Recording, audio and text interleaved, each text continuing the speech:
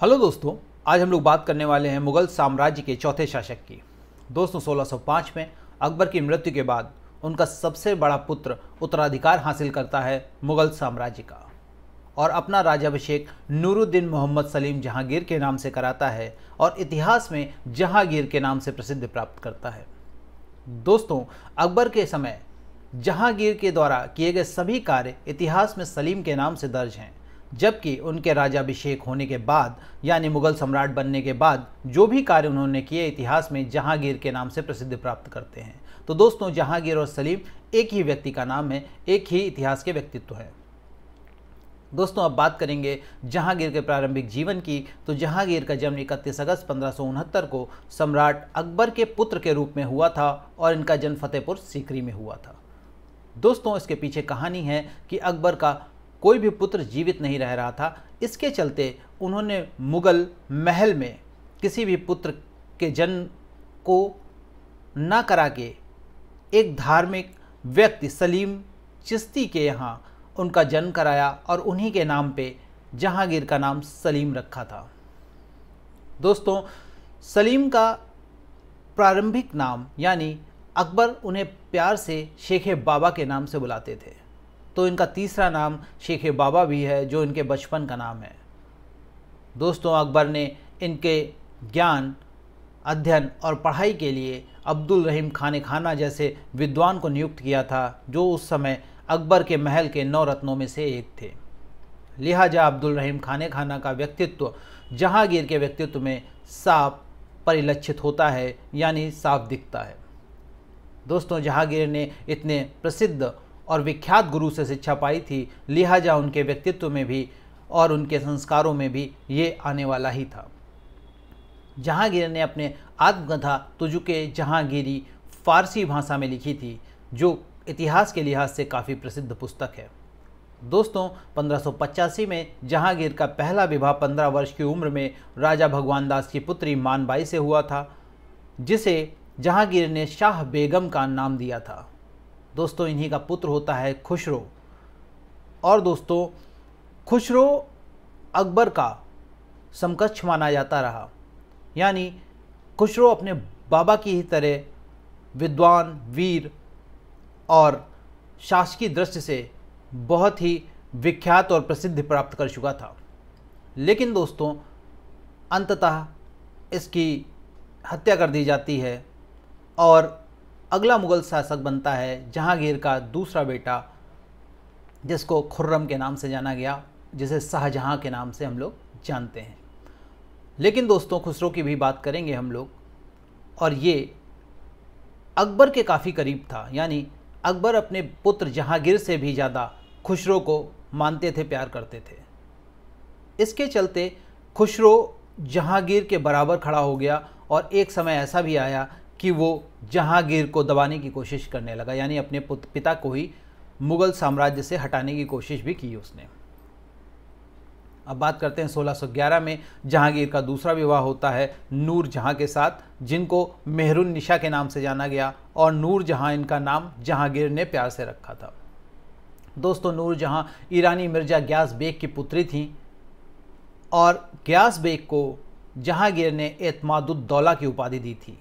दोस्तों, नूर जहां की माता अस्मत बेगम ने इत्र बनाने की पद्धति खोजी थी, और आज भी हिंदुस्तान में जो इत्र बनाने की पद्धति है वो उन्हीं की दी हुई मानी जाती है, यानी अस्मत बेगम ने ही गुलाब से या फूलों से इत्र बनाने की विधि हिंदुस्तान को दी थी। दोस्तों, नूरजहां ने एतमादुद्दौला यानी अपने पिता का मकबरा आगरा में बनवाया था, और आज भी ये मकबरा काफ़ी प्रसिद्ध है और आगरा में मौजूद है। दोस्तों, शासन में एक समय नूरजहां का प्रभाव बहुत अधिक हो गया था, जिसके चलते दरबारी अधिकारी और अन्य उच्च व्यक्ति शासन और प्रशासन में इस दखलंदाजी को बहुत नकारात्मक रूप से ले रहे थे, और इसके चलते कई अधिकारियों ने विद्रोह भी कर दिया।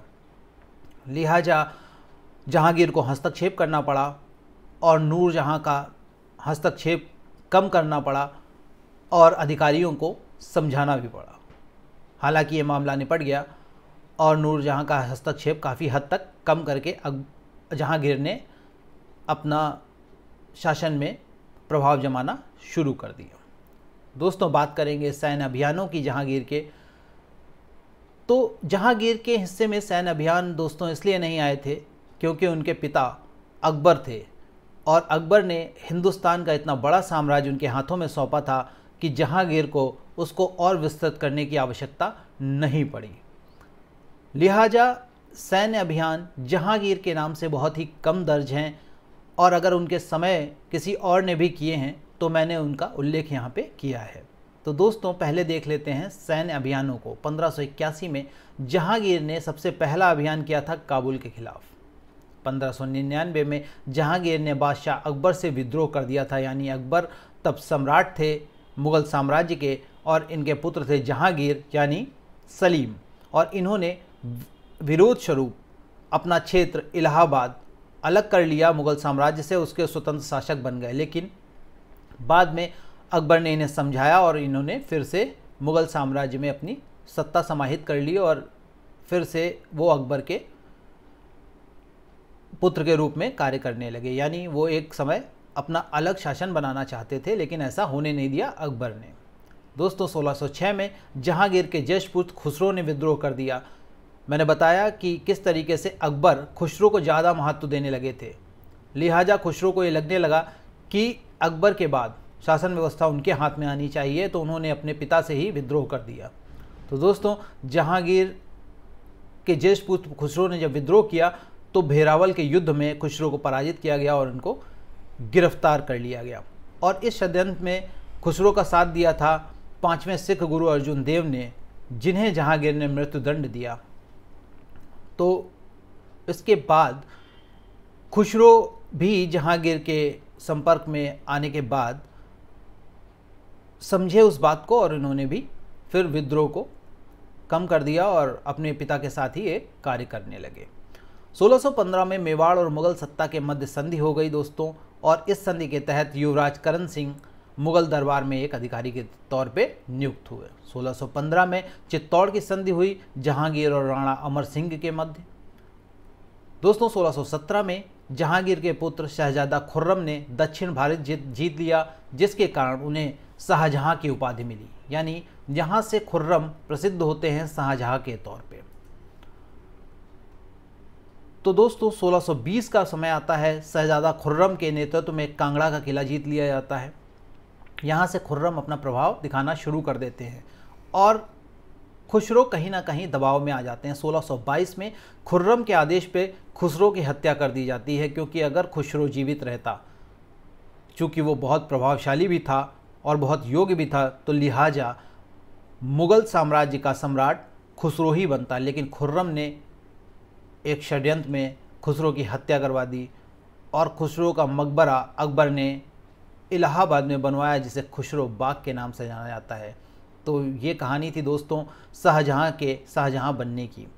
1622 में जहांगीर के हाथों से कंधार का हिस्सा निकल गया, क्योंकि दोस्तों युद्ध में जहांगीर का हस्तक्षेप बहुत कम रहता था, इसलिए 1622 में जहांगीर ने कंधार का हिस्सा गंवा दिया और ये फारस की सत्ता में चला गया।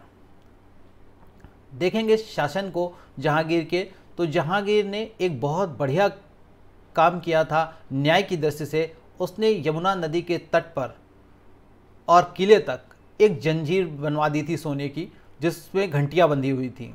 उसे कोई भी खींचता तो उसे माना जाता था कि वो न्याय की गुहार के लिए आया है, और उसे व्यक्तिगत तौर पे सुनता था बादशाह यानी जहांगीर, और उनको न्याय प्रदान करता था। तो ये एक बहुत महत्वपूर्ण काम है जहांगीर के हिस्से का। दोस्तों, जहांगीर ने अपने शासनकाल के दौरान 2 प्रकार की सैन्य व्यवस्थाएं भी की थी। जैसा कि अकबर ने मनसबदारी स्थापित की थी, उन्हीं में और विभाजन करके इसने उन्हें और व्यवस्थित किया और 2 अस्पा और सिंह अस्पा नाम के पद घोषित किए, जिनके आधार पे सैनिकों को वेतन और सुविधाएं मिलती थीं। दोस्तों, जहांगीर के दरबार में पुर्तगालियों का वर्चस्व एक समय बहुत बढ़ गया था। हम लोगों ने देखा कि किस तरीके से अकबर के समय पुर्तगाली अकबर से यानी मुग़ल साम्राज्य से पहली बार भेंट करते हैं, मिलते हैं। लेकिन जहांगीर का शासन आते आते पुर्तगाली अपने वर्चस्व पे आ चुके थे और उनका हस्तक्षेप दरबार में भी काफ़ी बढ़ गया था।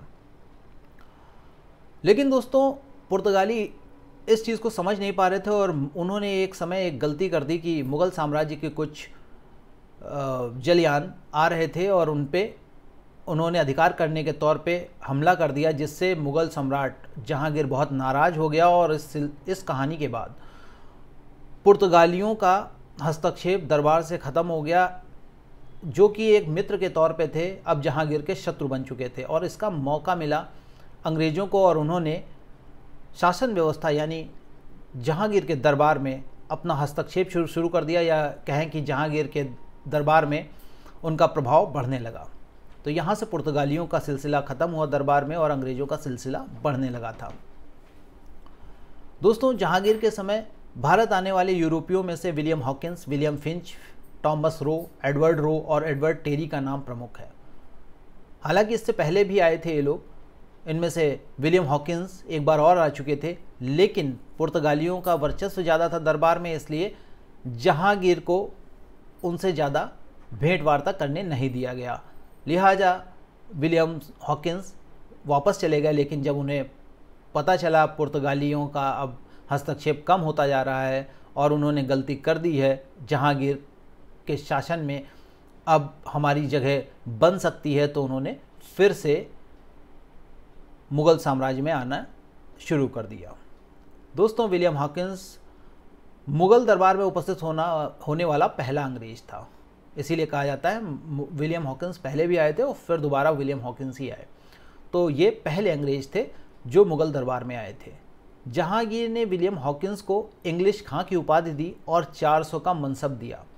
अब समझ सकते हैं कि पुर्तगालियों का असर कितना कम हो चुका था और अंग्रेज अपना वर्चस्व किस तरीके से कायम करते जा रहे थे। दोस्तों टॉमस रो को जहांगीर के दरबार में उस समय के इंग्लैंड के शासक जेम्स प्रथम के राजदूत के तौर पे भेजा गया था और इनकी पहली बार भेंट होती है जहांगीर से अजमेर में। और ये बहुत दिनों तक दरबार में बने रहे और इन्होंने काफ़ी कार्य किया अंग्रेज़ों के लिए, मतलब ब्रिटिशर्स के लिए काफ़ी कुछ कार्य किया एक राजदूत के तौर पे दरबार के।